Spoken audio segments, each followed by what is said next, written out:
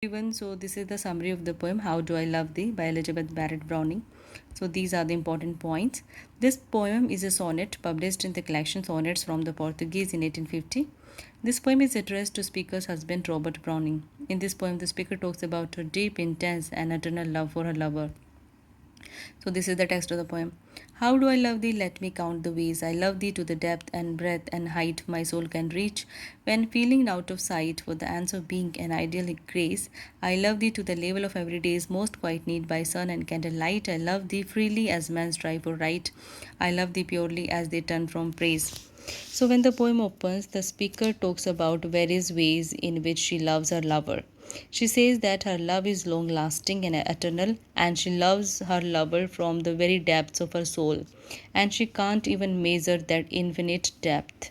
She says that her love for her lover is eternal and unconquerable, and it is a powerful force in this world.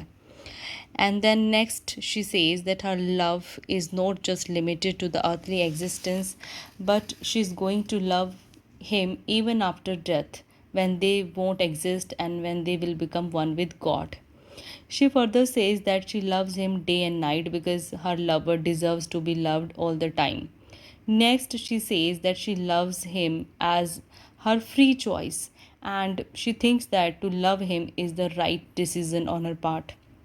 Next, she says that her love for him is pure and intense and selfless. She is not like other people who keep on boasting about their achievements. I love thee with the passion put to use in my old griefs and with my childhood's faith. I love thee with the love I seem to lose with my lost saints.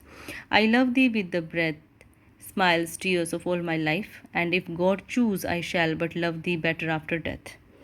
So, in these lines, the speaker compares her passion for her lover with the passion she had felt in the past to overcome her pain and suffering.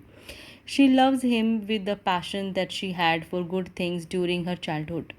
She loves him with the devotion that she had lost when she lost faith in her saints. Next, she says that she loves him with her every breath, smile, and tear that she will have throughout her life. She ends the poem by saying that even after death, she is going to love him so much, and when they will be brought to heaven by God. Her love for her lover is free, pure, intense, eternal, and unending. And here the poem ends.